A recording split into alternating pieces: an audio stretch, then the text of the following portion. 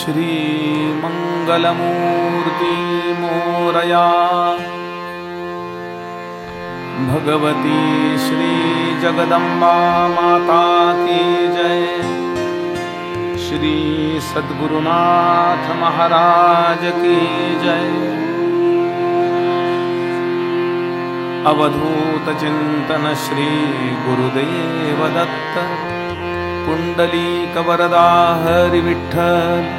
श्री ज्ञानदेव तुकाराम। पंढरीनाथ महाराज की जय। माऊली ज्ञानेश्वर महाराज की जय। जगद्गुरु तुकाराम महाराज की जय। राजाधिराज प्रभु रामचंद्र महाराज की जय। भगवती श्री सीता माता की जय। श्री महारुद्र हनुमान की जय। सब संतन की जय। जय जय रघुवीर समर्थ।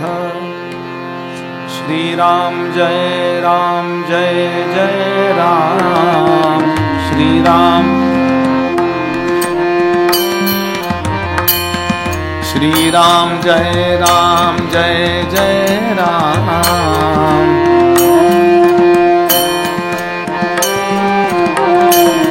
श्री राम जय जय राम।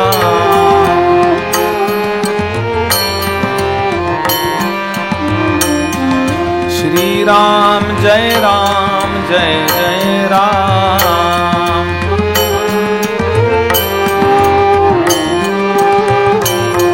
श्री राम जय जय राम।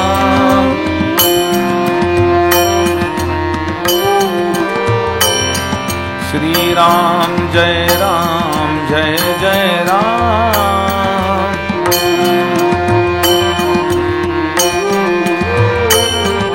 श्री राम जय जय राम।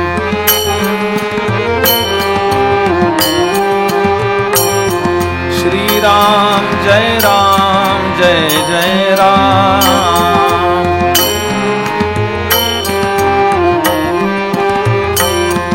श्री राम जय जय राम।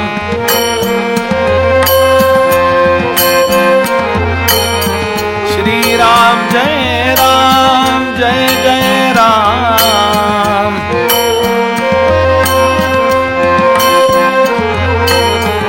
श्री राम जय जय राम।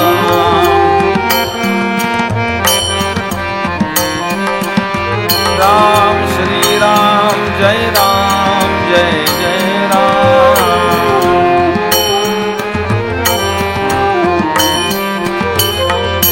श्री राम जय जय राम।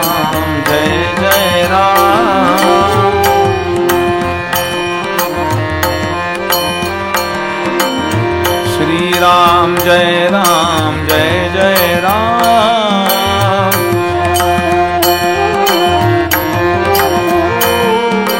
श्री राम जय जय राम। श्री राम जय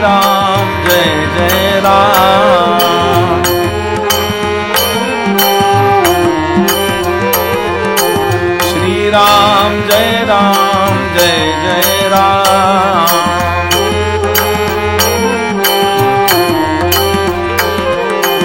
श्री राम जय जय राम।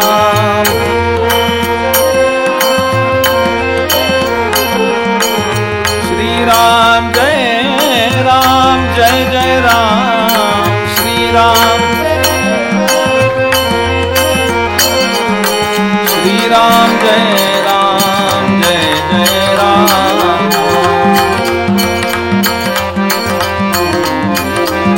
राम श्री राम जय जय राम।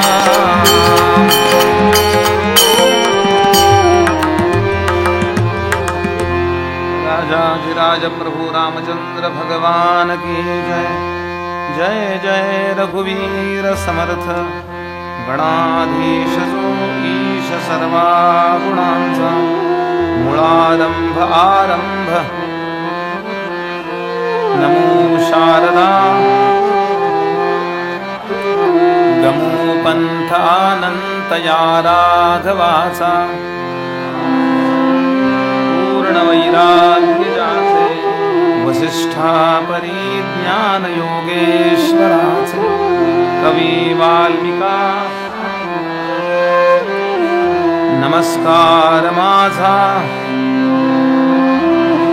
यः पृथिवीभर वारणाय दिविजयी सम्प्रार्थितश्चिन्मयः सञ्जातः पृथिवीतले रविकुले माया मनुष्यो व्ययः निश्चक्रं हत राक्षसः पुनरगाद ब्रह्मत्वमाद्यं स्थिरां कीर्तिं पापहरां विधाय जगतां तञ्जानकीशं भजे विश्वोद्भवस्थितिलयादिषु हेतुमेकं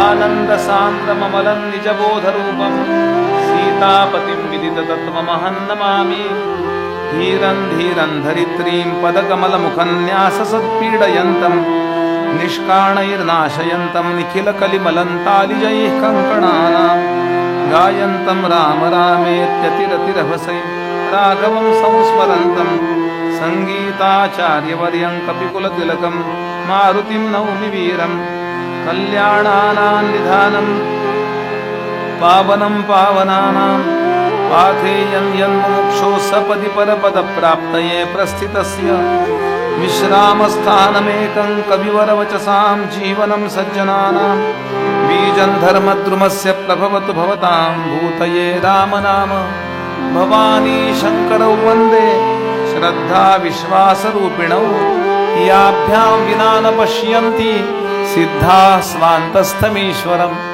आपदामपहर्तारं दातारं सर्वसम्पदां लोकाभिरामं श्रीरामं भूयो भूयो नमाम्यहम् उद्भवस्थितिसंहार कारिणीं क्लेशहारिणीं सर्वश्रेयस्करीं सीतां नतोऽहं रामवल्लभाम् अनेन प्रीयतां देवो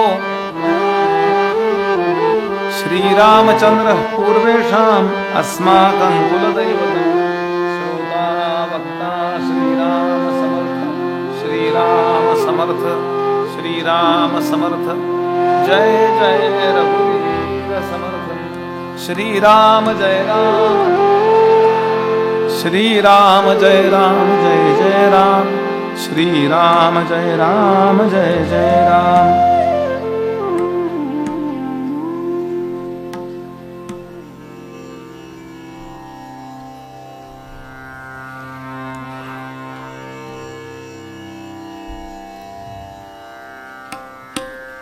भगवान श्री रामचंद्रांच्या परममंगल कथेमध्ये अवगाहित होण्यासाठी या ठिकाणी उपस्थित असलेले सर्व भाविक अधिकारी श्रोते सर्वांच्या अंतःकरणातल्या परमात्म्याला मनापासून नमस्कार करतो।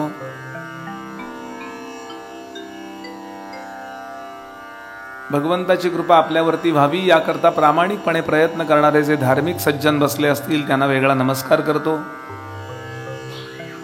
अधिकारी साधक तत्वचिंतक श्रेष्ठासे कला उपासक वैदिक याज्ञिक समाजातल्या विविध क्षेत्रातले मान्यवर इथे बसलेत सर्वांबद्दल आदरभाव व्यक्त करून कथेला आरंभ करतो।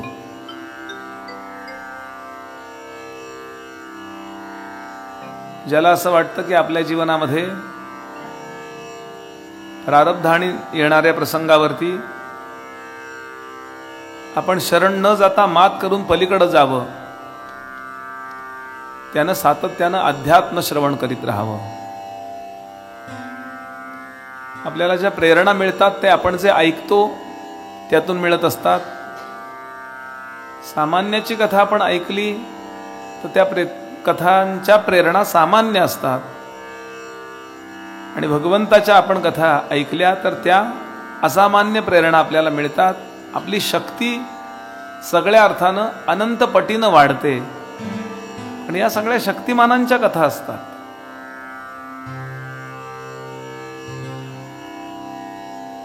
कारण पूर्वी केलेलं जे कर्म आहे ते आपल्याला भोगूनच संपवावं लागेल, दुःखही भोगावं लागेल आणि सुखही भोगावंच लागेल। आणि सुख दुःख भोगत असताना नवीन प्रारब्ध नावाची गोष्ट निर्माण होणार नाही, संचितात भर पडणार नाही, असं एक परिपक्व वर्तन आपल्याकडून अपेक्षित असतं. म्हणजे आपण व्हायबल न होता, समतोल न घालवू देता अत्यंत शांतपणानं दुःखही सहन करावं आणि सुखही सहन करावं.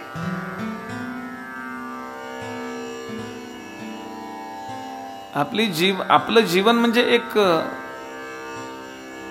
ती लहान मुलं गेम खेळतात बघा मोबाईलवर, एक गोल असतो आणि वाटेमध्ये खूप संकट येतात. राक्षस येतो,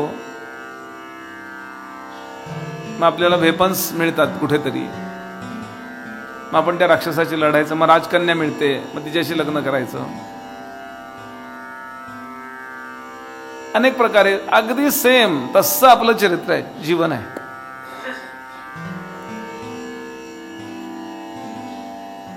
जीवनात ज्या निगेटिव्हिटीज येतात ना, त्याच्याशी लढायला आपल्याजवळ काही वेपन्स पाहिजेत ना, शस्त्र पाहिजेत ना.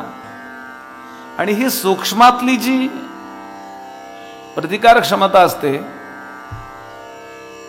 ही धर्माच्या आणि अध्यात्माच्या श्रवणानं मिळते.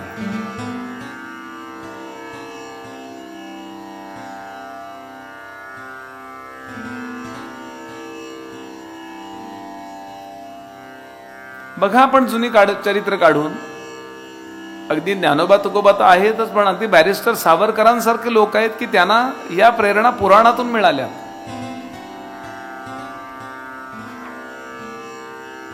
दोन जन्मठेपा भोगाव्या लागल्या त्यांना, तात्यारावांना.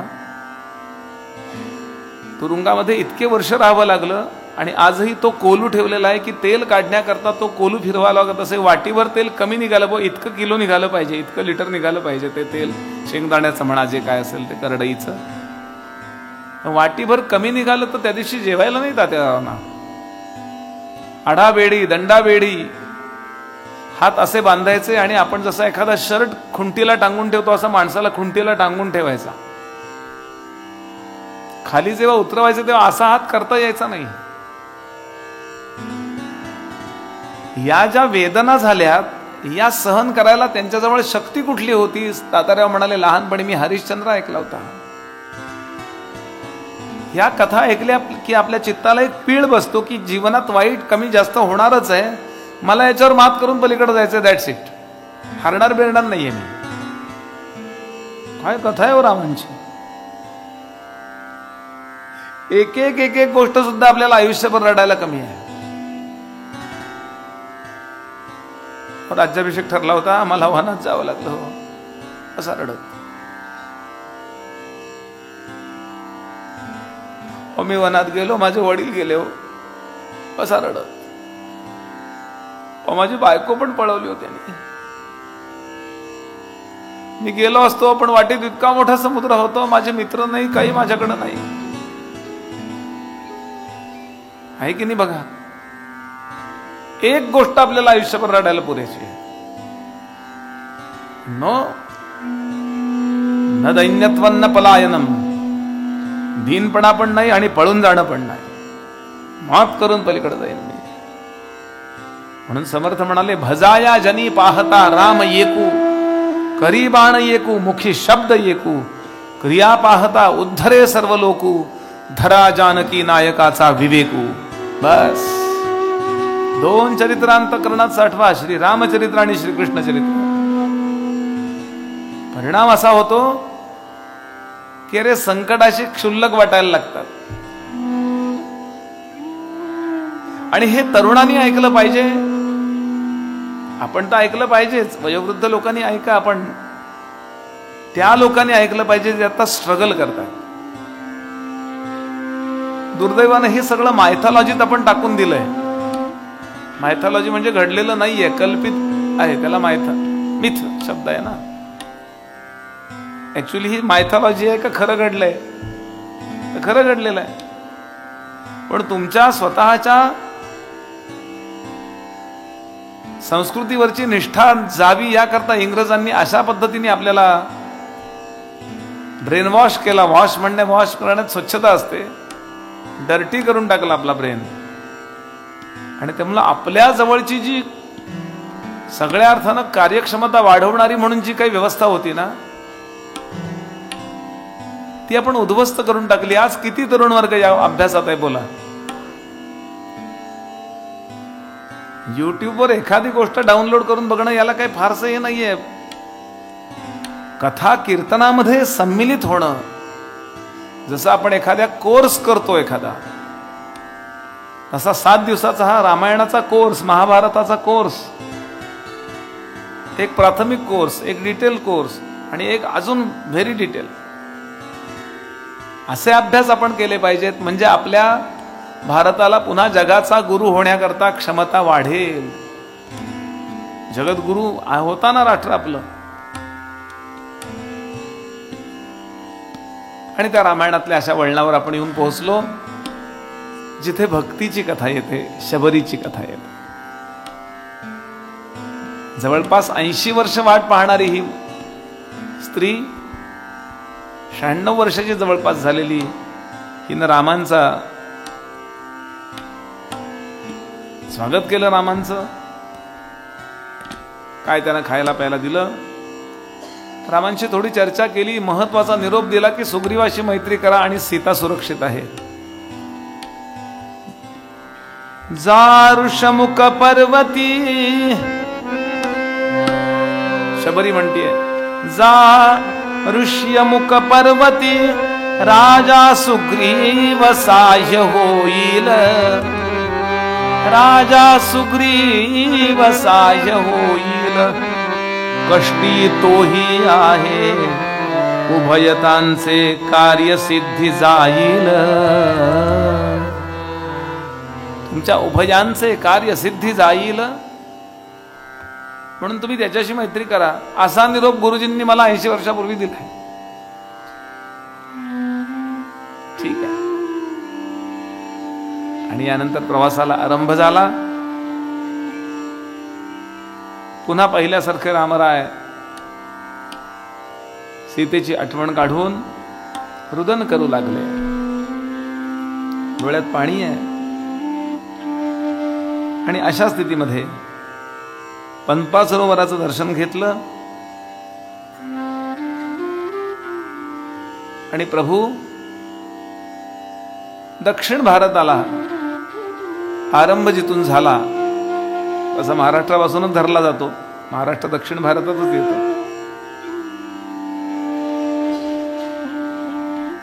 पण ज्याला आज आपण हम्पी वगैरे म्हणतो, या भागातून पुढे जायला आरंभ केला आणि इथे अरण्यकांड समाप्त होतो आणि किष्किंधा कांड सुरू होतो. पंपा तीरावर श्रीरामांचा शोक असा पहिला अध्याय आहे किष्किंधा कांडातला.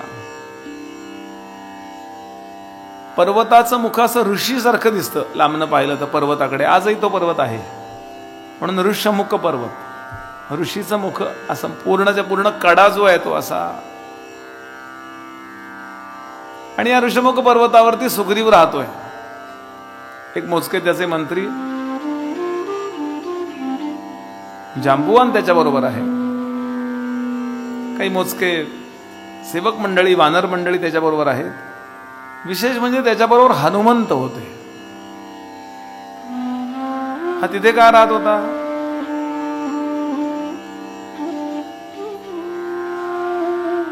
तर इथे वाली येणार नाही असा वालीला शाप दिला होता मतंगानी. या भागात तू धडपडायचं नाहीस. कारण त्यानं अशा प्रकारे ते दुंदुभीचं प्रेत फेकलं की खूप ऋषींचे आश्रम उद्ध्वस्त झाले. रागावले ते वालीला. तुला कळत नाही तुझं वैर कोणाशी आहे तर आमचे आश्रम कशाला पाडतोयस, आणि या भागात आलास तर तू आपोआप मरून जाशील. म्हणून तो तेवढाच भाग असा आहे की जिथे वाली प्रवेश करू शकत नव्हता. आणि वाली आणि सुग्रीव ही सख्खी भावंड आहे.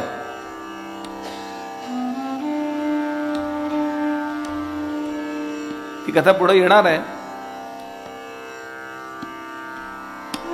यांच्यात वैर कसं निर्माण झालं?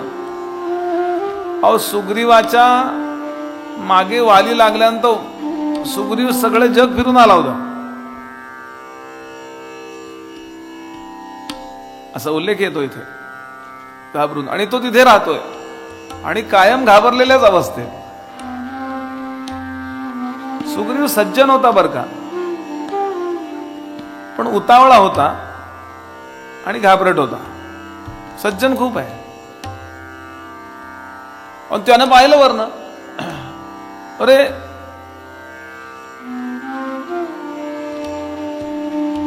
असे व्यूढो रश्को वृषस्कंधो शालप्रांशुर महाभुजा,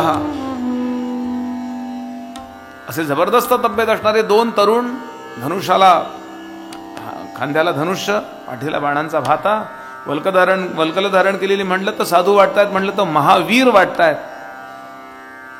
सुग्रीवाच्या मनात वरनं असं पाहिल्यावर आलं, बहुतेक वालीला इथं येत नाही ना, म्हणून मला ठार मारायला यांनी बहुतेक मारेकरी पाठवलेले दिसत आहेत.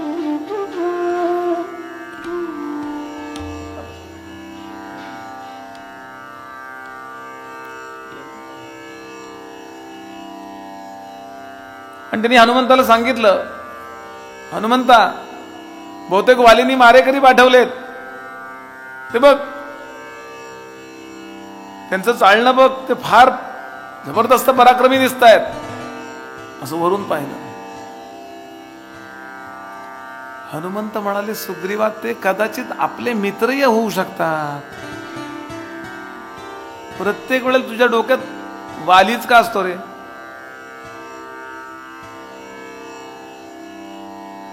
नाही, ते सगळं बरोबर आहे तुझं, ते तू जाऊन बघून ये बरं जरा.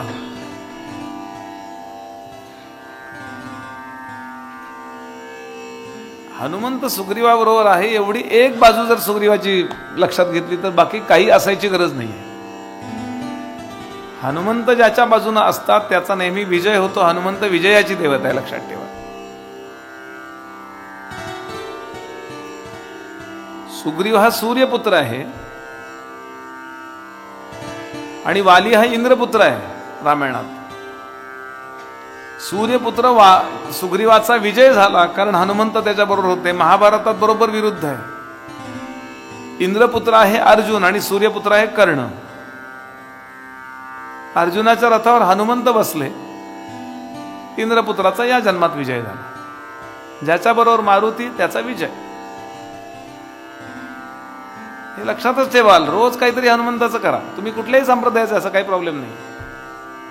गरुड हनुमंत पुढे उभे राहते म्हटलंच आहे विठ्ठलाच्या आरती. तुम्ही वारकरी असाल तरी मारुतीचं काहीतरी म्हणा, मारुती स्तोत्र म्हणा. रामाची कृपा मिळवण्याची गुरुकिल्ली म्हणजे हनुमंत आहेत बरं. असं म्हटलंच आहे रामरक्षेमध्ये, हनुमान कीलकम.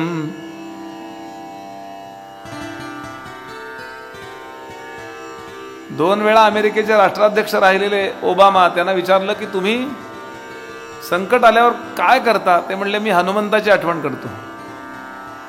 त्यांनी खिशातला फोटो काढून दाखवला होता त्या मुलाखतीत. त्याचं कारण त्यांचं शिक्षण लहानपणी इंडोनेशियाला होते ते, आणि इंडोनेशियाला आज इस्लाम राष्ट्र असून सुद्धा हनुमंताची मंदिरं आहेत. बाली नावाचं जे, तिथल्या लोकांची नावच भीम, अर्जुन, हनुमंत अशी आहेत. ते इस्लाम राष्ट्र असून सुद्धा.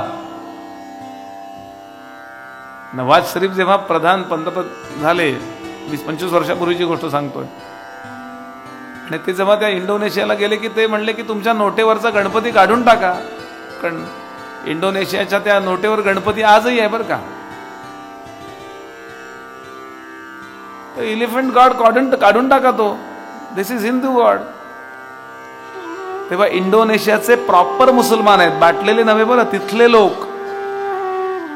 ते कधी म्हणजे हे मुसलमानच आहे, इस्लाम धर्मी आहेत. ते म्हणाले, हमने हमारा धर्म छोड़ा है, बाप नहीं.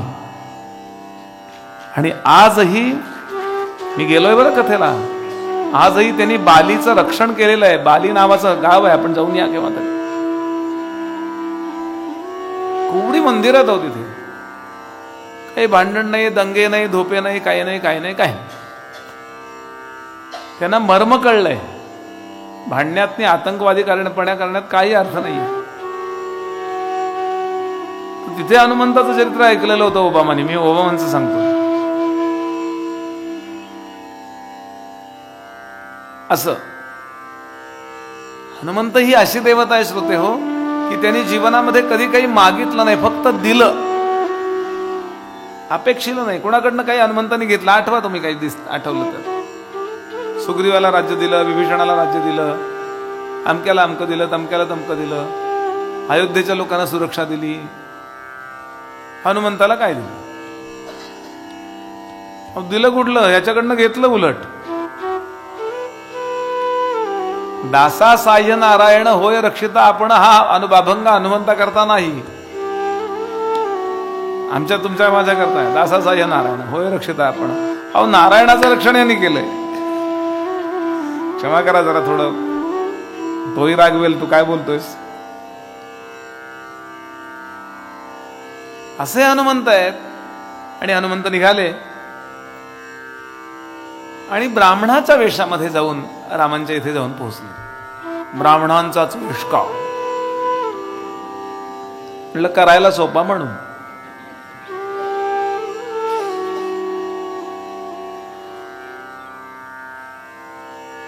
बघा ना, सोपं आपल्याला, मुलाला आपल्याला कॉस्ट्युम, विविध कॉस्ट्युम असतात बघा, ते विविध काय त्याला म्हणतात, हा फॅन्सी ड्रेस स्पर्धा असते ना मुलांची.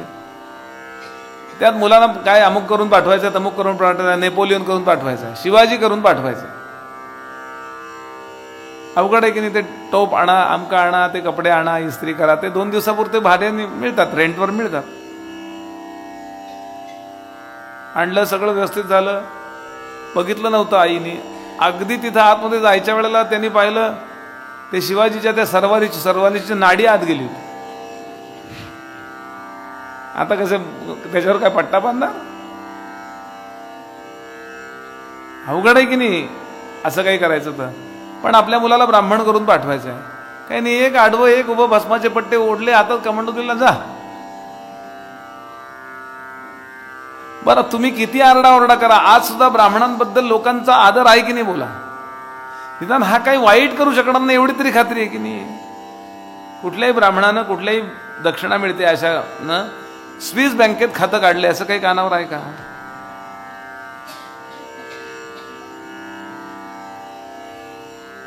उपद्रव मूल्य काही नाही हो, म्हणून तर कोणी बोलतं त्यांच्याबद्दल, कोणी उचलून टीका करतं की नाही. मला गणपतीचा उत्सव आला ब्राह्मणांचा सण.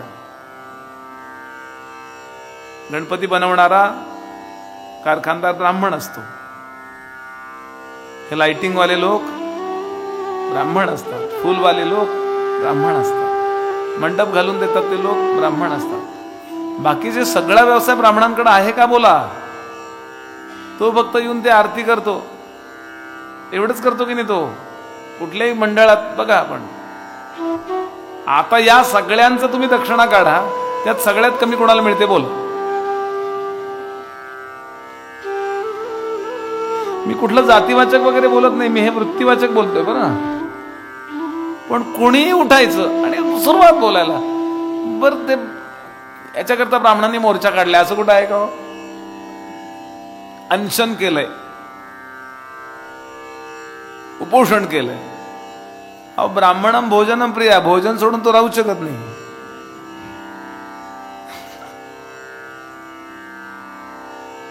आदरणीय गडकरीच म्हणले ना, आम्ही म्हणले आरक्षण देणारे आहोत, घेणारे नाही आहोत. मस्ती आहे ही. नाही देशात जागा, परदेशात जातात. थोडं कठोर बोलतोय मी हे, पण अशी अवस्था झाली की नाही, टॅलेंट का चाललाय परदेशात विचार करा. आज अमेरिका, मोठ्या मोठ्या ठिकाणचे सीईओ इंडियन्स आहेत ना. गुगलचा सीईओ कोण आहे? सुंदर पिचाई आहे. आता ग्रेट ब्रिटनचा पंतप्रधान कोण आहे? शौनक नावाचे ऋषी आहे.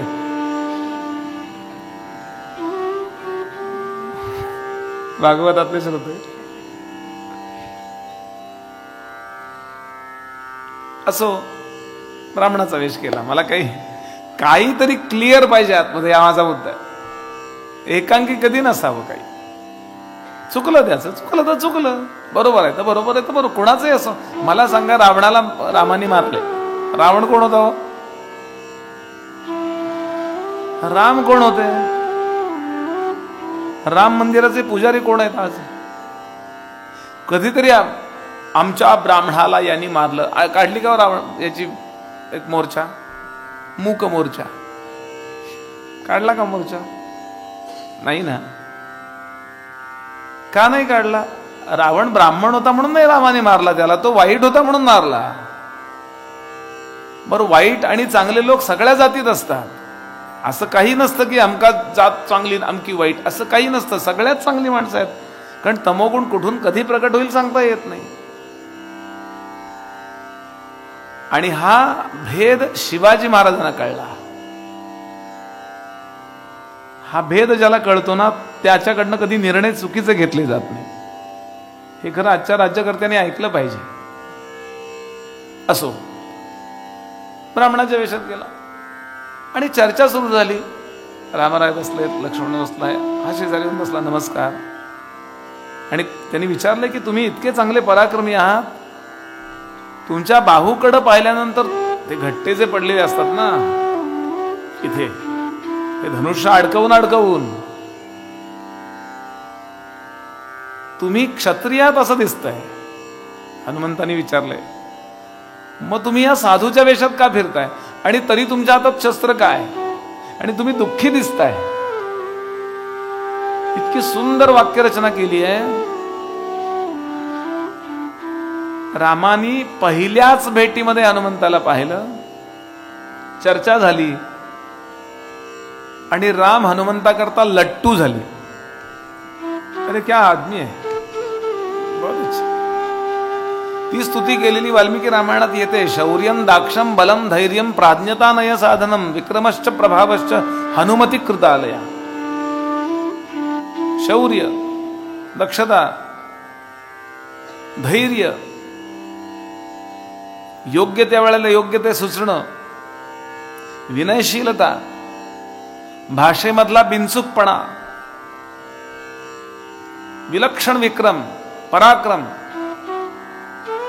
आपला प्रभाव पराक्रमामध्ये किंवा बोलण्यामध्ये सोडणं, त्यांच्यावरती समोरच्यावरती प्रभाव टाकणं, या सगळ्या सद्गुणांना असं वाटलं की आपण आकार धारण करावा आणि हा असा आकार या सगळ्या सद्गुणांनी धारण केला तो हनुमंत आहेत असं रामराय म्हणतात वाल्मिकी रामायण.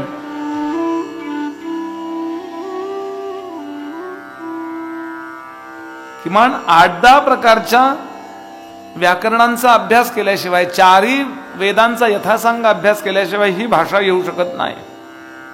लक्ष्मणाशी बोलतात रामराय, बोलताच येत नाही लोकांना. म्हणजे आपण काय बोलतो हे कळत नाही. अँकरिंग करायला उभे राहतात ना लोक, मंचकावर उपस्थित सर्व, मंचकावर नाही मंचावर, मंचक म्हणजे बेड.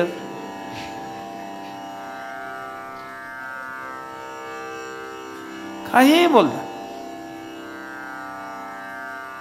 फार कमी लोकांना बोलण्याची टॅक्ट असते बरं.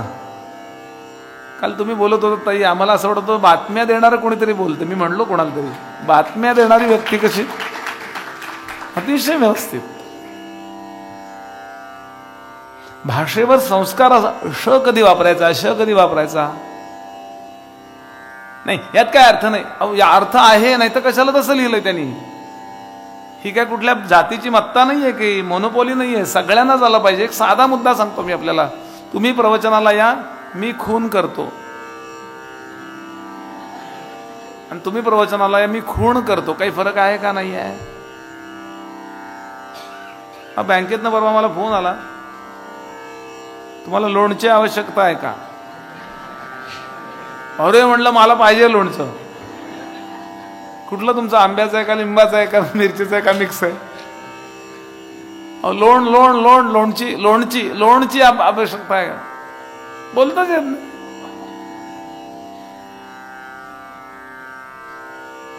किती सुंदर भाषा आहे आपली मराठी. कुठलीही भाषा, प्रत्येक भाषेचं एक सौंदर्य. काय मराठी भाषा आहे. संस्कृत भाषा तर सर्वोत्तम आहे. सगळ्या भाषांची आई आहे, ती आजी आहे. सुडौल भाषा. एकदा केव्हा तरी सगळ्या भाषांचा अभ्यास थोडा तरतम भावानं करा. एक छोटी गोष्ट सांगतो. बातम्या असतात, बातम्या, हिंदीत बातम्या, समाचार म्हणतात त्याला. आणि तेच क्लिक क्लिक क्लिक क्लिक असं टिंग टिंग संपत आले की असं सांगतात ते, वेळ संपला असं सांगतात ते. और मग त्याला सांगायला लागतं और इसके साथ आज के समाचार समाप्त हुए. किती मोठं वाक्य आहे. and there is the end of today's bulletins. Sanskrit मध्ये इति वार्ता.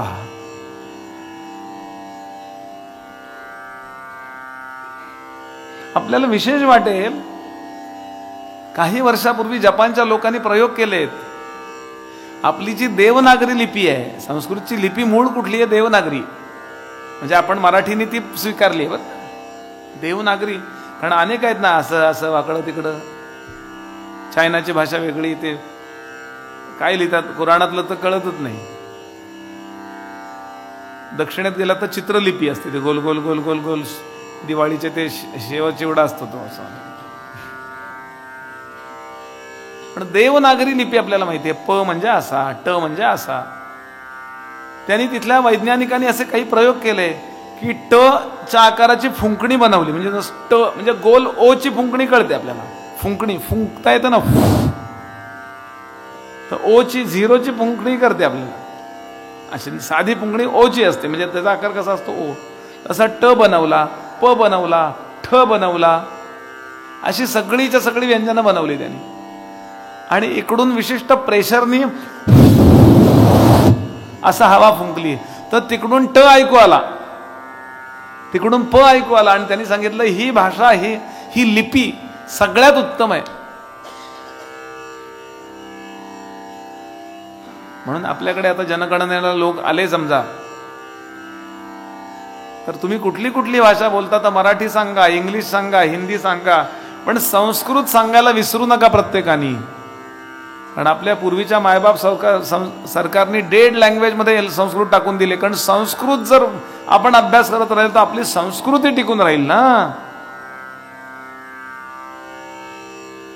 तुम्हाला वक्रतुंड महाकाय हा श्लोक जरी येत असेल तरी तो संस्कृतचा आहे आणि तो तुम्ही रोज म्हणता, याचा अर्थ तुम्ही संस्कृत बोलता. That's it.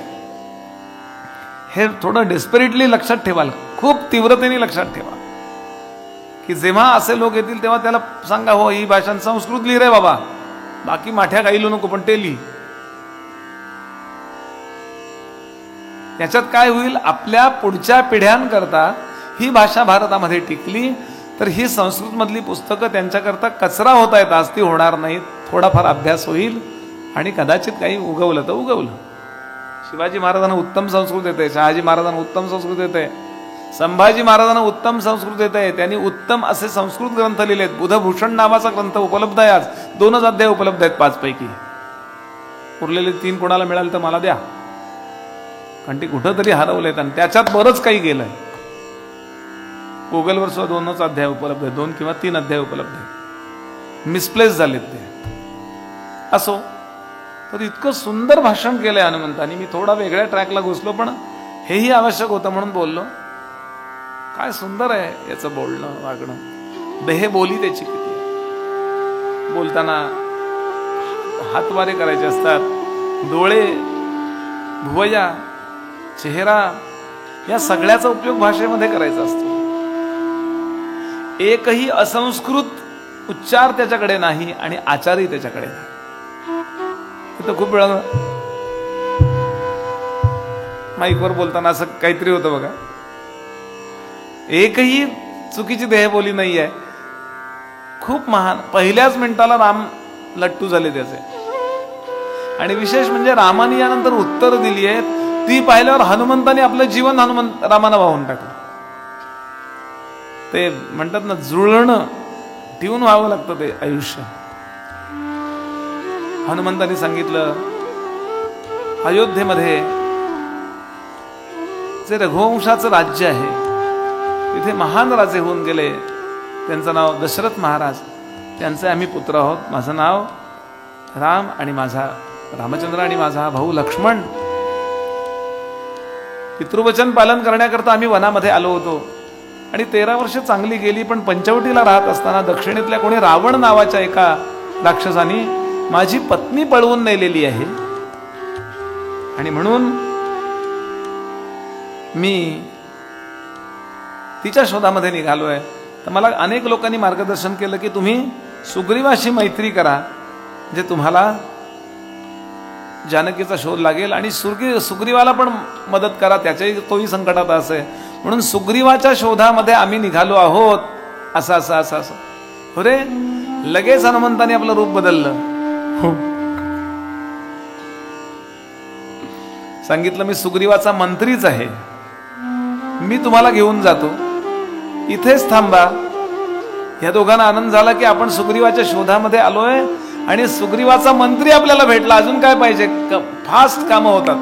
हे जे तर तुम्ही करू म्हणाल, ते तर तुम्ही जे करू म्हणाल ते आपैसे सिद्धी जाईल, वांछितही पुरेल मानसीचे, ज्ञानोबा म्हणाल. एकदा अनुकूलता यायला लागली ना, प्रतिकूलतेवर मात करून पलीकडे गेल्याबरोबर अनुकूलतेचा उतार लागायला लागतो, लक्षात घ्या. म्हणून प्रतिकूलता सहन करूनच पलीकडे जायचं. हनुमंत म्हणाले आलो, आणि पाहता पाहता हनुमंताने 2 उड्डाणं टाणटून ऋषमुख बनवलं. बापरे, आपण समजतो त्याच्यापेक्षा याच्याकडे बरंच काही दिसतंय. आणि सुग्रीवाला सगळी माहिती सांगितली. सुग्रीवा काळजी करू नको, तुझ्याशी मैत्री करायला अयोध्येचे 2 राजकुमार आलेत, विलक्षण पराक्रमी आहेत. त्यांच्या पत्नीला रावणाने पळवलंय. नाही का ती पडलेली वस्त्र, पडलेल्या वस्तू त्या, ते आपण ते दाखवूया, कदाचित तीच सीता असू शकते. असं असं असं असं असं असं ब्ला ब्ला ब्ला ब्ला. मी त्याला घेऊन येतो, मी एकदम घेऊन आलो असतो पण तू घाबरशील म्हणून सांगायला आलोय. आणि 2 उड्डाणात परत खाली आले. आता रामाराय म्हणले चला. चला नाही, खांद्यावर बसा. खूप अवघड आहे जाणं तिकडे. हनुमंतांनी दोघांना खांद्यावर घेतलं, राम लक्ष्मणाला, आणि असं उड्डाण केलं आणि सुग्रीवाच्या समोर आणून उपस्थित केलं. सुग्रीवाकडे रामाने पाहिलं, रामांकडे सुग्रीवाने पाहिलं, आणि दोघांनी हस्तांदोलन केलं, गाढ आलिंगन दिलं.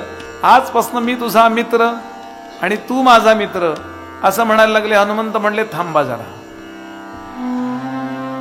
नुसतं असं म्हणू नका. 2 मोठी लाकडं घेतली, ती लाकडावर लाकडं घासली आणि त्यात अग्नी उत्पन्न केला. कारण लाकडात अग्नी असतो, असा आपण नाही प्रयोग करायचा. आपल्याला काडी पेटली तरी खूप त्यातही 50 काड्या ओढतात लोक. आमचे गुरुजी सांगायचे हनुमंताचे सामर्थ्य असं नुसतं अरणी आणि मानता, ते असं असं पण नाही करायला लागत. त्यांनी नुसतं असं केलं की लाकड अग्नी पेटला, आणि 2-4 लाकडं पेटवली करून आणि त्याची शेकोटी केली. कशा करता? अग्नी स्थापन केला आणि सांगितलं याला प्रदक्षिणा घाला 3. साक्षी सव्योम पृथ्वी. पंचमहाभूतामध्ये अग्नीच फक्त उत्पन्न करावा लागतो, बाकी 4 महाभूत असतातच. साक्षी सव्योम पृथ्वी, साक्षी स अग्निज्वाला, सन्मित्र राघवांचा सुग्रीव आज झाला, सुग्रीव आज झाला. सन्मित्र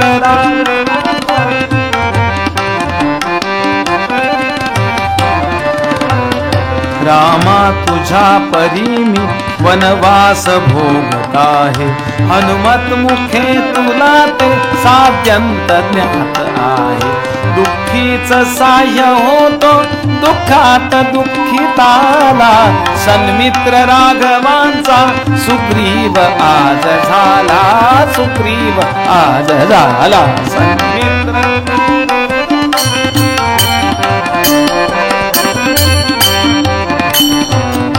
बंधूच होय वैरी तुझ काय सांगू आर्या, नेई हरून वाली माझी सुशील भार्या.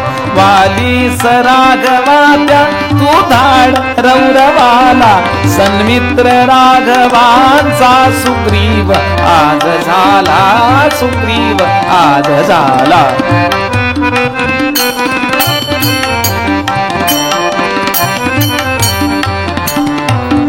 बाहूत राहूच्या मी निस्तेज अंश माली गतराज्य लाभ होता होईन शक्तिशाली माझेच शौर्य सांगू माझ्या मुखे कशाला सन्मित्र राघवांचा सुग्रीव आज झाला सुग्रीव आज झाला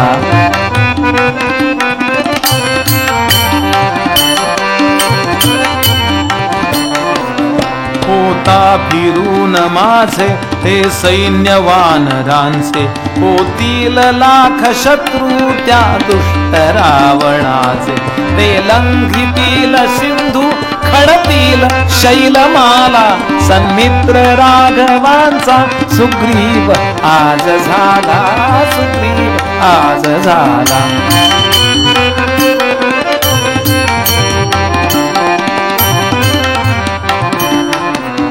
ते शोधितील सीता संदेह यात नाही निष्ठा प्लवंगमांची तू लोचनेच पाही होतील सिद्ध सारे सर्वस्व अर्पिण्याला सन्मित्र राघवांचा सुग्रीव आज झाला सुग्रीव आज झाला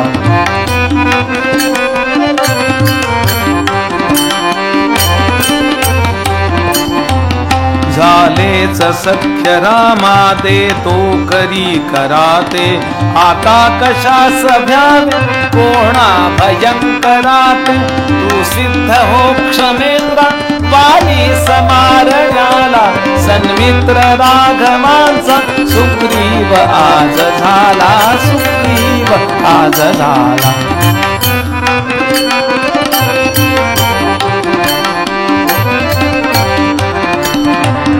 घालीन पालथीमी सारी धरी नृपाला घालीन पालथीमी सारी धरा नृपाला रामा समीप अंती आणीन जानकीला धाडीन स्वर्ग लोकी येईल आडत्याला सन्मित्र राघवांचा सुग्रीव आज झाला सुग्रीव आज झाला सन्मित्र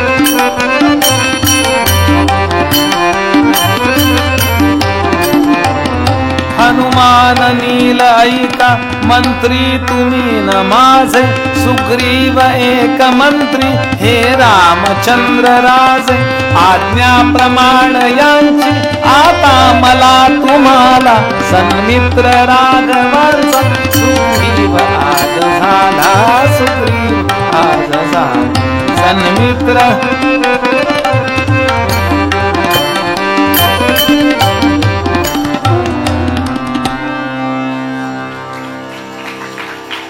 हनुमंतांनी ही गोष्ट का केली कशासाठी तो अग्नी का पेटवला कारण अग्नी समोर एखादी शपथ घेणं याला संस्कार असं म्हणतात मैत्री हा करार केला तर करार मोडता येऊ शकतो बरं खूप सूक्ष्म आहे मुद्दा काही लोकांनी म्हटलंय marriage is a social contract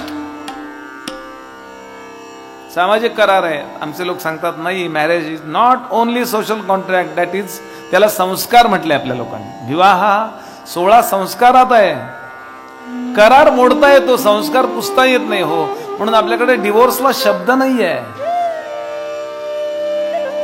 आपण म्हणालो घटस्फोट म्हणजे घडा फोड नाही तो मेल्यावर नाही का फोडतात तो केव्हा घटस्फोट झाला म्हणतात का विवाह विच्छेदला शब्द नाहीये आपल्याकडे कारण ती कल्पनाच नाहीये संस्कार आहे तो किती सूक्ष्म मुद्दे आहेत लक्षात घ्याल आहेत का काही लग्नाचे मंत्र मग तसे डिवोर्सचे काही मंत्र आहेत का बघा बरं शोधा तलाक तलाक तलाक हो तलाक तलाक तलाक काय गप्प बस गप्प बस गप्प बस एवढाही अधिकार ठेवला नाही धर्माने आपल्याला हे खूप लांब आहे म्हणून बोलू शकतोय मी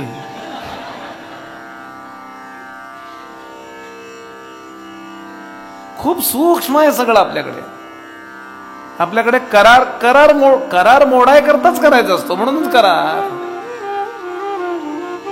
संस्कार आणि हनुमंताला माहिती आहे आपला सुग्रीव मागं पुढं वागला तरी राम लक्षात ठेवतील हा संस्कार. आणि त्यानंतर झालंय तसं. किती धूर्त वैष्णव गायका म्हटलंय. धूर्त, धूर्त हा वाईट अर्थाने शब्द घेऊ नका. धूर्त याचा अर्थ व्हिजन आहे, त्याच्या पुढे डोळ्यासमोर दृष्टी आहे, नंतर काय होणार आहे.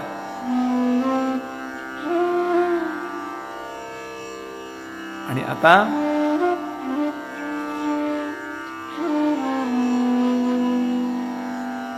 हनुमंतानी हा अतिशय महत्वाचा संस्कार तिथे घडवला.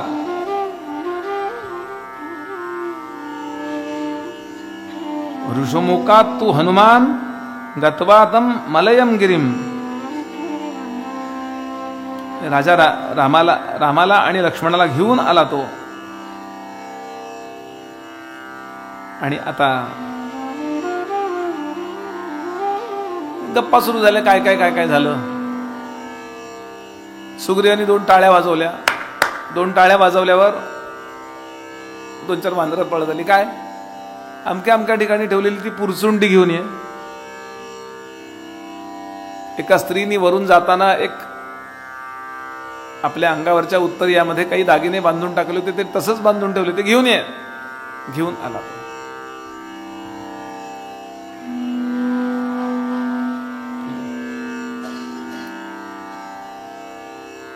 आणि ते हे बघा, हे काही तुमच्या उपयोगाचं आहे का बघा. आणि रामाने ते उत्तरीय पाहिलं मात्र. ओढणी अंगावरच ते पाहिलं मात्र. आणि ते पाहिल्याबरोबर रामराय रडायला लागले. घाई गडबडीनं त्याची गाठ सोडली त्यांनी आतले दागिने बघायला. एक एक दागिना पाहिला आणि रामराय ओक्साबोक्षी रडायला लागले. आणि त्यामुळे डोळ्यावरती अश्रूंची इतकी पटल गोळा झाली. बळबळ बळबळ असे रडू लागले. लक्ष्मणाला विचारलं, लक्ष्मणा मला तरी वाटतं हे सीतेचं वस्त्र आहे आणि हे दागिने सीतेचे, तू ओळख बरं. आणि इथे भारतीय संस्कृतीचा स्त्री दाक्षिण्याबद्दलचा ललांभूत असणारा सर्वोत्तम श्लोक वाल्मिकी रामायणात येतो. पुरुषाची स्त्रीकडे पाहण्याची दृष्टी कशी असावी. आणि तो वाल्मिकी रामायणात आला. ते दागिने पाहिले, ते वस्त्र असं हातात घेतलं, मस्तकाला लावलं लक्ष्मणाने आणि सांगितलं, रामा नाहम जानामि केयूरे नाहं जानामि कुंडले नूपुरे त्वभिजानामि नित्यं पादाभिवंदनात्.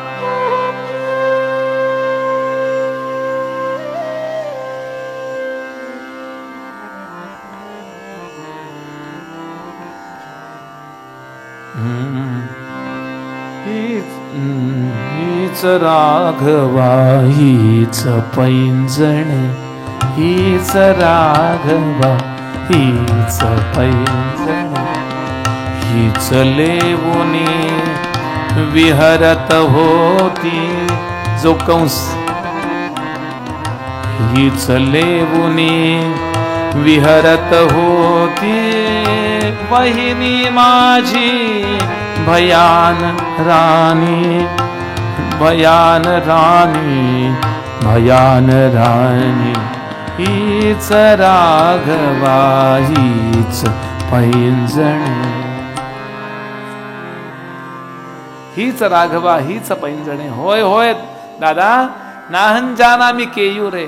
केयूर म्हणजे बाहूमध्ये घालायचं आभूषण असं असतं. हे वहिनीचं आहे का मला नाही असू शकेल, पण मला नाही आठवत आहे. नाहं जानामि केयूरे नाहं जानामि कुंडले. कानातले वहिनीच्या आहेत का मला नाही लक्षात येत आहे, पण पैंजण मात्र मी निश्चित. नूपुरे त्वभिजानामि नित्यं पादाभिवंदनात्. वहिनीला मी जेव्हा नमस्कार करत असे तेव्हा रोज हेच पैंजण मी तिच्या पायात पाहिले. काय भारतीय संस्कृती असेल.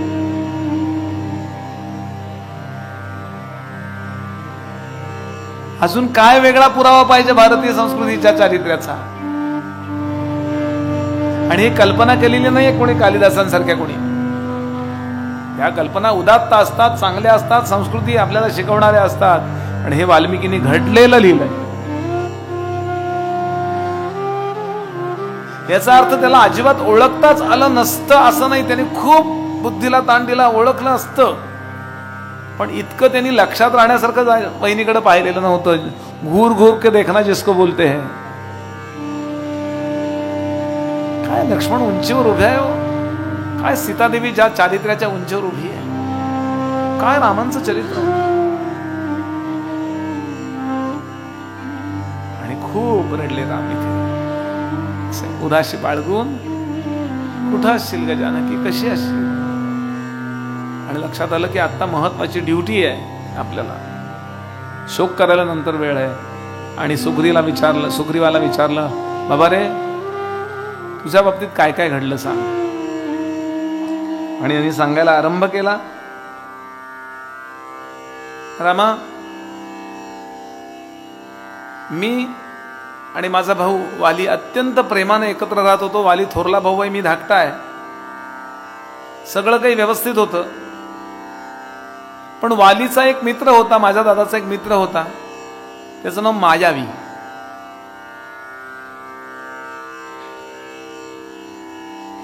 आत्ताच्या भाषेत बोलायचं तर टेबल फ्रेंड्स.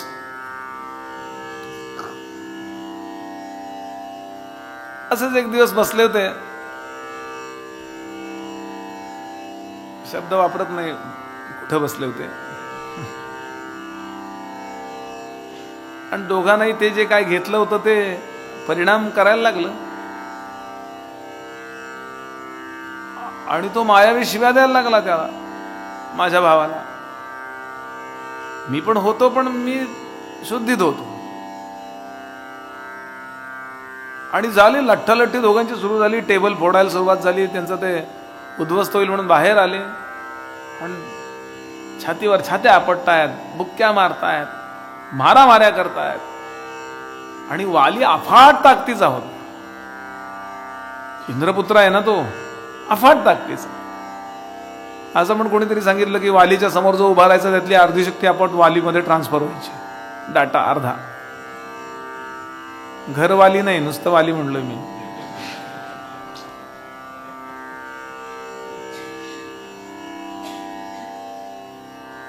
आणि मायावीच्या लक्षात आलं की आता आपण काय याच्या समोर तग धरू शकत नाहीये, म्हणून तो पळायला लागला. वाली त्याच्या मागे धावायला लागला. मी दादाच्या संरक्षणाकरता मी पण मागे. वना मागून वन पडत चालली, नद्या मागून नद्या पडत चालल्या, पर्वतांमागून पर्वत पडत चालले. आणि निबिड अशा अरण्यामध्ये, निबिड अशा डोंगर दऱ्यामध्ये आम्ही जाऊन पोहोचलो. आणि इतक्यात एक मोठीच्या मोठी गुहा पाहिली त्यानं. आणि त्या गुहेमध्ये तो मायावी शिरला.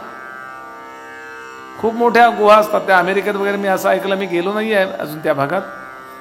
अख्खं शहरच्या शहर त्या गुहांमध्ये बसवलेलं असतं.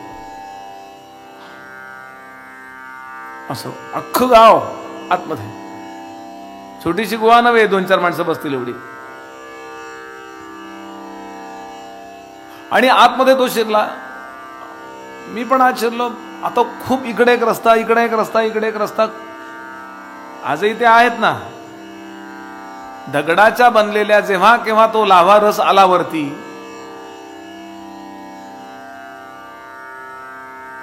हो के नो काय, हा, तो जेव्हा केव्हा आला तेव्हा ते डोंगर असे असे बनलेले, त्याच्यामध्ये त्या गुहा कळतच नाही कुठले गेला. आणि इतक्यात वाली बाहेर आला. सुग्रीवाला सांगितलं, म्हणजे मला सांगितलं, तो सांगतोय इथे बाहेर थांबा, तू आत येऊ नको, आपण सगळेच चुकू. तो जर यायला लागला त्याला अडवून ठेव, काहीतरी करून युक्ती कर. आणि मी आता त्याला मारल्याशिवायच बाहेर येणार नाही. फार माझ्या मस्ती करतो तो माझ्याशी.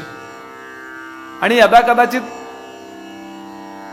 मी मेलो तर तू राज्यावर बस, पण मी त्याला तर सोडणार नाही, अशी आज्ञा केली त्यांनी. आणि झालं दोघं जण आतमध्ये. आणि वर्षभर सुग्रीव तिथे तंबू बिंबू ठोकून तयार आहे. वर्षभर राहिला असं वर्णन आहे. 1 वर्ष, 2-4 दिवस नाही. त्यानं आपल्या लोकांना बोलावून घेतलं, तंबू बांधला. कारण तिथे त्यांनी जसं दादानी सांगितलं तसं करायला पाहिजे ना. आणि वर्षभरानंतर बुकळण्याचा आवाज आला आतमधून आणि रक्ताचे पाट बाहेर यायला लागले. त्यात वालीचंही रक्त होतं. आणि एकदम याला असं वाटलं, अरे अरे अरे माझा दादा मेला वाटतं. आता हा बाहेर येईल आणि राज्यावर स्वारी करील म्हणून मी काही लोकांच्या मदतीनं मोठाच्या मोठा एक धोंडा दगड, असा खूप मोठी शिळा आणून तिथे अशी सरकवून लावली. खूप वाईट वाटलं होतं मला, माझा भाऊ मेला याचं. आणि म्हणून मी आलो. मला अजिबात राज्यावर बसायची इच्छा नव्हती, पण नाईलाजानं मला त्या राज्यावर बसावं लागलं. कुठलाही लोभ मला नव्हता. तशी आज्ञा होती, 1 वर्षभर वाट बघ आणि नाही जमलं तर आम्ही नाही आलो तर मी मेलो असं समजून तू त्या राज्यावर बस. आणि मग तो राज्यावर बसला. एक 8-15 दिवस, थोडे दिवस गेले असतील, इतक्यामध्ये त्या मायावीला ठार मारून माझा भाऊ तो शिळा खंड सरकवून येऊन पोहोचला. आणि त्याला वाटलं मी दुसऱ्याच दिवशी इथं येऊन बसलो. आणि मला काही न विचारता भरा भरा भरा मला मारायला सुरुवात केली त्यांनी. अरे दादा का मारतोयस, काय काही नाही. तो काही ऐकूनच घ्यायला तयार नाही. तो त्याच मूडमध्ये होता. अजून खूप मार खाल्ला मी त्याचा. आणि शेवटी विचार केला की नंतर याला सांगूया म्हणून मी जो पळत सुटलो. खूप मार खाल्ला रे खूप.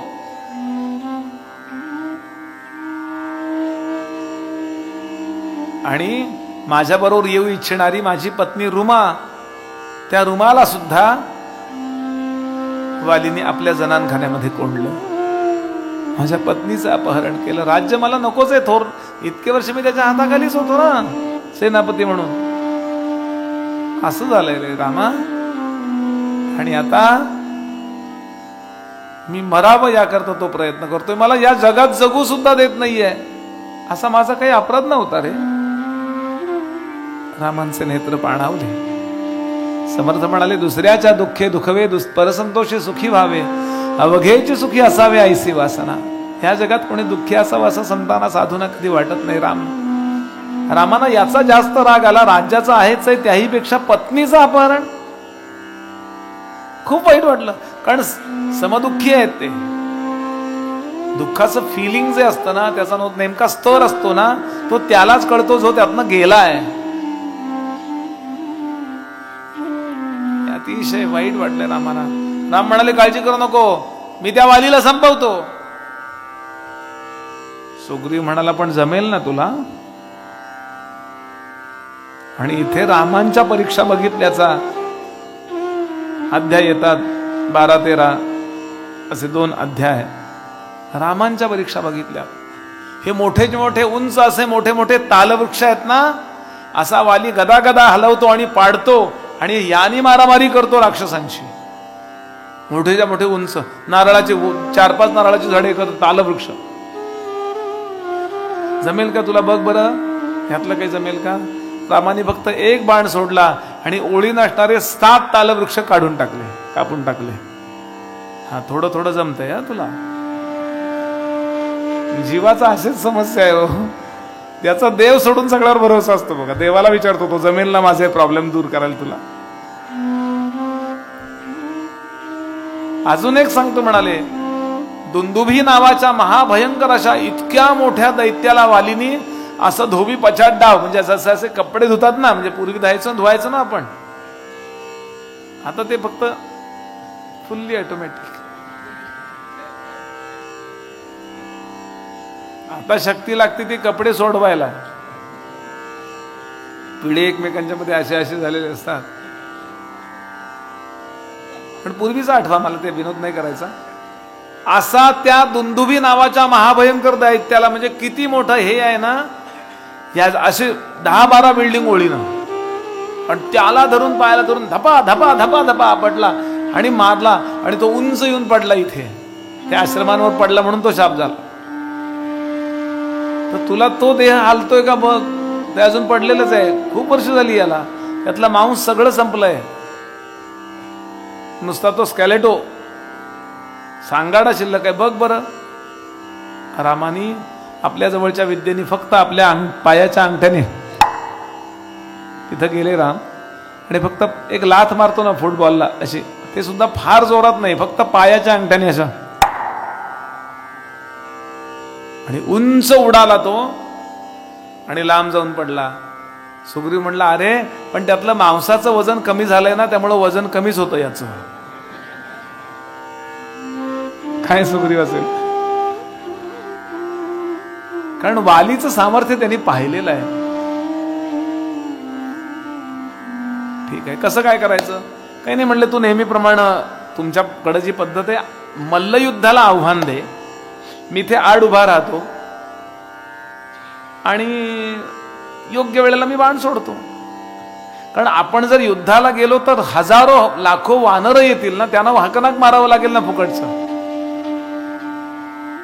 हे काही धर्मी आणि उचित नाही. ते सगळे तुझे सैनिक असणार आहेत नंतर, पूर्वी तुझेच होते. आणि आता सुग्रीव निघाला आणि गेला बाहेर. आपण ऐकले कथा, पण त्यातले काही महत्वाचे मुद्दे राहिलेले असतात, तेही व्हावेत आणि ते पण सांगायलाच पाहिजे मला. कारण तुम्ही पाहिलंय, तुम्ही ऐकलंय असं म्हणून मी पुढे नाही जाऊ शकत.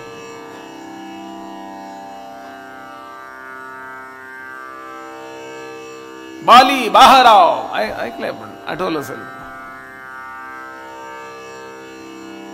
ती तारा म्हणाली, अहो तुम्ही अनेकदा त्याला चांगला चेपलाय धरून, तो परत येतो, याचा अर्थ असा काय, काहीतरी त्याला बळ मिळालं असणार आहे, तुम्ही जाऊ नका. बाली म्हणला, तुला काही कळत नाही. हे पूर्वीपासून नवरे लोकांची स्टाईलच आहे ही,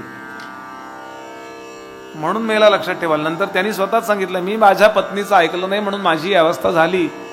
ही कथानक ऐकून ठेवावी आणि आपलं तसं होऊ देऊ नये. ऐकावं पत्नीचं जरा.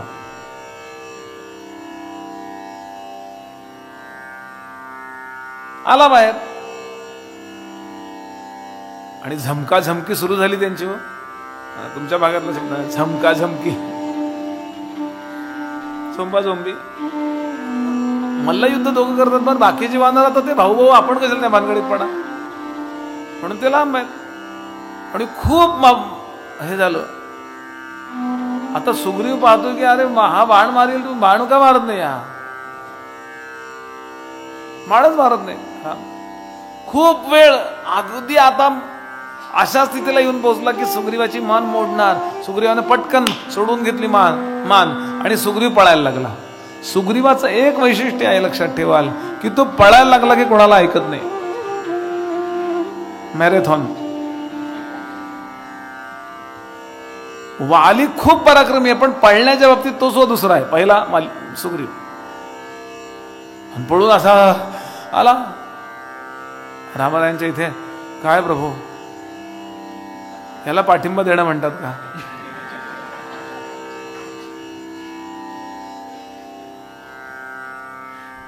इथे दोन मुद्दे सांगितलेत शास्त्रकारांनी. एक मुद्दा जो त्यांनी सुग्रीवाला ऐकवलाय, सुग्रीवा अरे तुम्ही इतके दोघं सारखे दिसता की म्हणजे आरशात बघितल्यासारखे दिसता. मी जर तुला वाली समजून बाण मारला असता, तो जो तुला लागला असता, तो माझा बाण म्हणजे ठारच करणार आहे. तो काय नुसतंच काहीतरी एवढंसं लागलं इंजुरी, नंतर त्याला काय मलम लावा असं नाही, मेलाच असतास तू. आणि दत्ताभय नावाचं सौन्य, दत्ता तुला ज्याला अभय दिलंय, दत्ता अभय नाव, तुला अभय द्यायचं तुलाच मारायचं, नावाचं पाप मला लागलं असतं. दत्ताभय संज्ञक नावाचं पाप मला लागलं असतं. ज्याला अभय दिले त्याला ठार केलं, आणि म्हणून मी बाण मारला नाही असं राम सुग्रीवाला सांगतात. पण अनेक रामायणकारांनी सांगितलंय असं नाही, इतके काही राम हे नव्हते. जसं रामांची परीक्षा त्यानं पाहिली, त्याची पण काय, त्याची ताकद काय. लोहा लोहे से काटता है, लेकिन एक बार तो देखना पडेगा ना. शोलेत त्यांनी बघितली ना परीक्षा.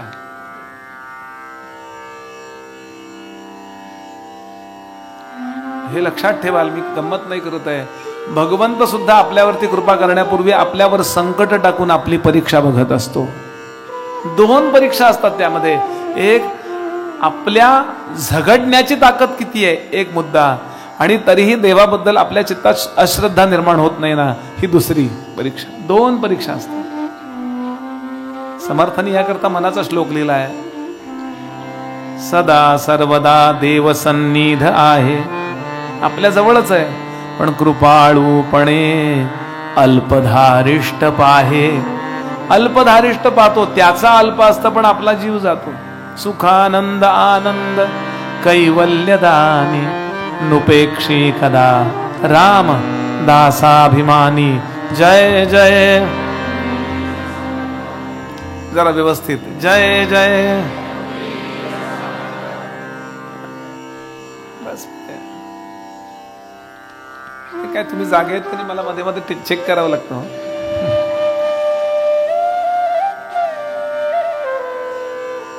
विनोद सोडून देऊ. सुग्रीवा पुन्हा जा, महिनाभर विश्रांती. आत्ताच मार खाऊन आलोय, सगळं अंग ठणकतंय. अरे 3 तास कथा ऐकल्यावर सुद्धा अंग ठणकतं आपलं. आता म्हणले झोप काढणार.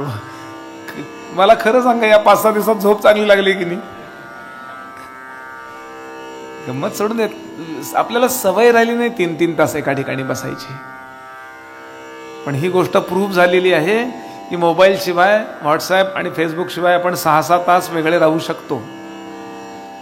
मी तर म्हणतो हा डोपमिन डिटॉक्स प्रोग्राम असतो हा 6 तासाचा. असो, गंमत सोडून देऊ. यानंतर त्याला काय अंगाला लावलंय ते त्याच्या वानरांनी सगळे, जसं आपण आयोडेक्स वगैरे लावतो तसं त्यांचं ते काय पाल्याचं, पाले कुटायचे, पाल्याचे असे रस काढायचे आणि अंगावरती लेप द्यायची पद्धत होती पूर्वी. आत्तापर्यंत होतं हे. आताच आपण त्या बाटल्या आणि म्हणजे औषधाच्या आणि त्या ट्यूबवरती अवलंबून राहायला लागलो. ज्येष्ठमत नाही का? काही नाही, ज्येष्ठमत फक्त चघळा की झालं. आता डॉक्टरने मला सांगितलं बो एवढं तुम्ही चघळा बस. या जडीबुटीमध्ये आहेच आहे सगळं.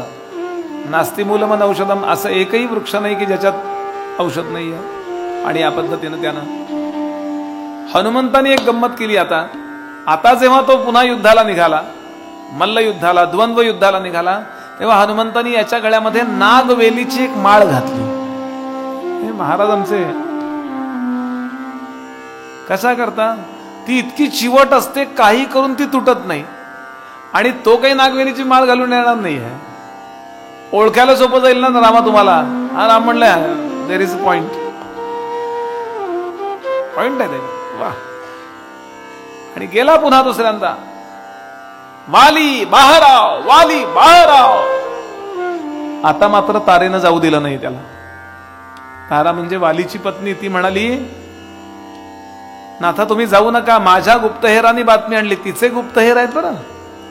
माझ्या गुप्तहेरांनी बातमी आणली आहे की उत्तरेतला एक दशरथ नावाचा राजा होऊन गेला, त्याचा मुलगा राम आणि लक्ष्मण दोघं आलेले आहेत. ते महापराक्रमी आहेत. त्यांनी 14,000 राक्षसांचा फडशा पाडला. ते सुग्रीवाचे मित्र झालेले आहेत. तेव्हा तुम्ही जाऊ नका, कदाचित ते त्याला मदत करतील आणि यात तुम्ही मारले जाल. माझा ऐका, तुम्ही जाऊ नका. आता जास्त तुला काही कळत नाही राजकारण. चिडला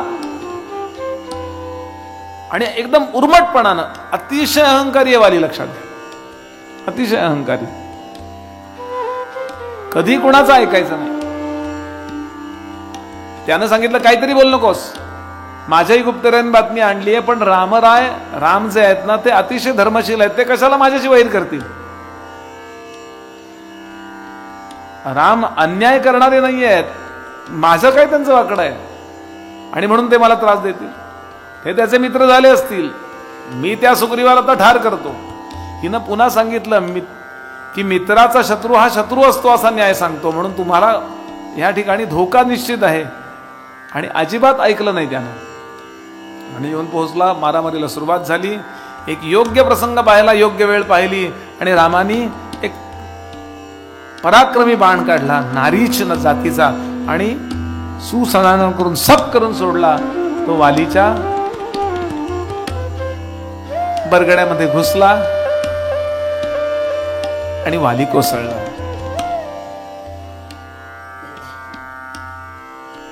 वाली कोसळला.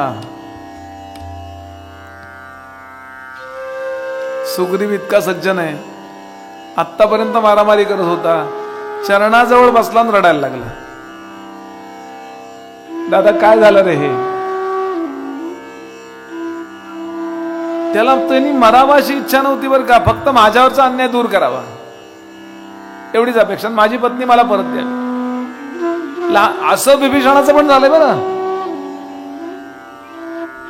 खूप रडलाय.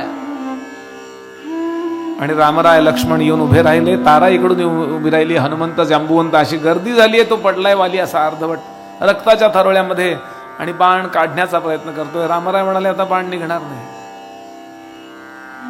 आणि वालीनं प्रश्न विचारलेत, रामा मी तुझ्याशी काय वैर केलं होतं, हा अधर्म नव्हे काय, तू मला बाण मारलास, मी तुझ्याशी काही वैर केलेलं नाहीये, माझं काही, मी तुझं काही वाईट केलेलं नाहीये, घोडं बुडवलेलं नाही म्हणतो ना आपण, मी तुला काही त्रास दिलेला नाही, तरी सुद्धा तू मला बाण का मारलास, अधर्म केलायस रामा तू. तुझी बायको रावणाने पळवली मला माहिती होतं, मला सांगायचं, माझ्याशी मैत्री करायची, या नेभळाटाशी मैत्री केलीस तू, मला सांगायचं एका तासात तुझी बायको आणून दिली असती परत. किती अहंकार आहे बघा. रामराय म्हणाले माझी बायको परत आणून द्यायचा विचार सोड, आधी तू याची घेतलेली बायको परत का नाही दिलीस याचं उत्तर दे. आणि एक एक त्याच्या मुद्द्याला खोडून काढलंय. ते श्लोक मुळातून आहेत. वाली ही संपूर्ण पृथ्वी दशरथ महाराजांनी अश्वमेध केल्यानंतर जिंकलेली आहे, म्हणून चक्रवर्ती सम्राटांचा मी प्रतिनिधी म्हणून इथे आलोय. एक मुद्दा, आपल्या राज्यामध्ये कुणावर अन्याय झाला आणि ज्याच्यावर अन्याय झाला तो जर शरण आला तर त्याला न्याय मिळवून देणं असा धर्म सांगतो. मी तुझ्याशी वैर काही केलं नाहीच आहे, मी फक्त सुग्रीवाला न्याय मिळवून दिलाय. मी धर्माचे केले पालन, वाली वधना खल निर्दालन. कधी ऐकलंस का वाली कुणाचं? आपल्या मस्तीमध्ये राहिलास मी कुणालाही ठार करू शकतो, विलक्षण स्वतःजवळच्या दैवी सामर्थ्याचा परिणाम. रावणाला सुद्धा तू मारू शकत होतास, पण कधी त्याच्या वाईट कृत्याबद्दल ऑब्जेक्शन घेतलंस का तू? मी इकडं माझ्या आनंदात राहतो, तू तिकडं आनंदात राहा, असा करार त्यांनीच तुझ्यावर लादला आणि तो मान्य केलास. आता आम्हाला इथे यावंच लागलं नसतं तू जर रावणाला संपवलं असतंस तर. कळत नाही तुला? तू तुझ्या पत्नीचं ऐकत नाही, तू तुझ्या भावाचं ऐकत नाहीस. तुझ्या या सगळ्या केसमध्ये, मायावी प्रकरणामध्ये एक वर्षभर तो वाट पाहत होता. त्याला जर राज्याचा लोभ असता तर लगेच बसला असता, पण गैरसमज करून घ्यायचा आणि आपल्या अहंकारानं वागायचं. यापूर्वीच यायला पाहिजे होतं मी. आणि आयुष्यात पहिल्यांदा वादीला आपली चूक कळली, त्यानं हात जोडले, होय रामा माझं चुकलं.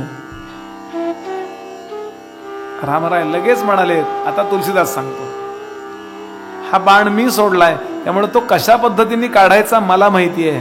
तुला जगायची इच्छा आहे, औषध लावून योग्य ते औषध योजना करून मी तुला जगवतो, जगशील का? तेव्हा तुलसीदासांनी ही कल्पना मांडली, मला ती आवडली कल्पना. वाली म्हणाला नको. का? आत्ता मला तुझ्या समोर मरण येतं, याच्यापेक्षा आनंदाची गोष्ट काय आहे? खूप खूप खूप मला आनंद आहे. मी चुकलो, मला जरा म्हणजे उशिरा कळली माझी चूक, पण असं मरण मागून येणार नाहीये. आता तुम्हाला वाचवशील, निघून जाशील, पण पुन्हा मी मरेन, तो एकटा मरेन. पण आता मला प्रभो तुमच्या समोर मला प्राण टाकू देत. फक्त माझा जीव अडकलाय तो माझ्या मुलात अडकलाय, अंगदामध्ये. लगेच रामाने जाहीर केलं, आता सुग्रीव राजा होईल, पण सुग्रीवाचा मुलगा किष्किंधेचा राजा नसेल, किष्किंधेचा युवराज तुझा मुलगा असेल. असा त्याचा हात धरला आणि सांगितलं, युवराज अंगद महाराज की जय. अंगदाला जवळ बोलावलं वालीने. रामाला सांगितलं, जरा इकडे खाली वाक, इथे ये बस. आणि अंगदाचा हात रामांच्या हातामध्ये दिला आणि सांगितलं, अंगदा तुला माझ्यापेक्षा श्रेष्ठ पिता मी अर्पण करतो.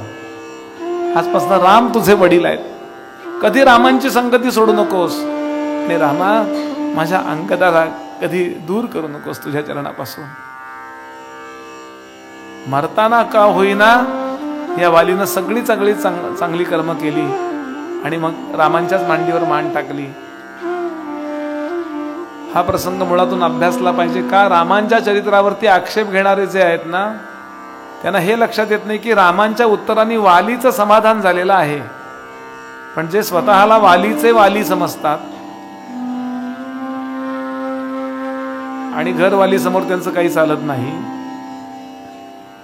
तिनं केलेला फोडणीचा भात खाऊन येतात सभेत आणि वाद घालत बसतात रामांच्या चरित्रावर.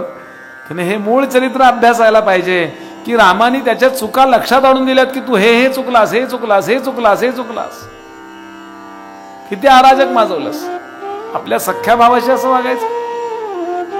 आणि त्यानं चूक मान्य केली आणि त्यानं प्राण तेव्हा टाकले तेव्हा तारेच्या विलापाचा खूप रडली ती अध्याय येतो. तेव्हा श्रीरामांनी अतिशय सुंदर पद्धतीने तिला समजावून सांगितलं आणि हनुमंताला सांगितलं की तू तिला समजावून सांग.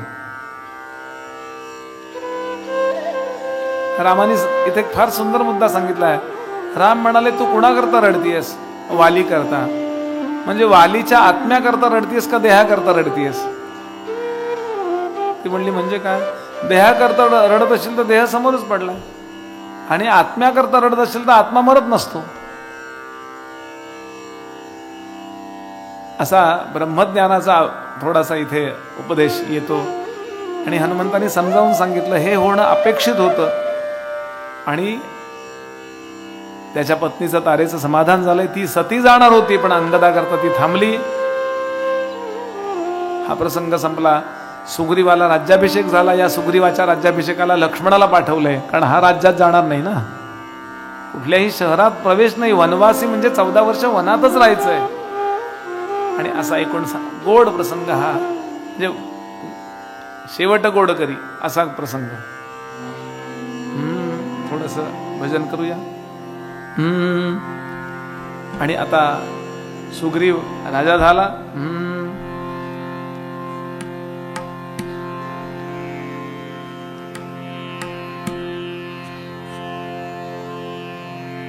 थोडं भजन करूया आणि कथेला पुढं चालना देऊया.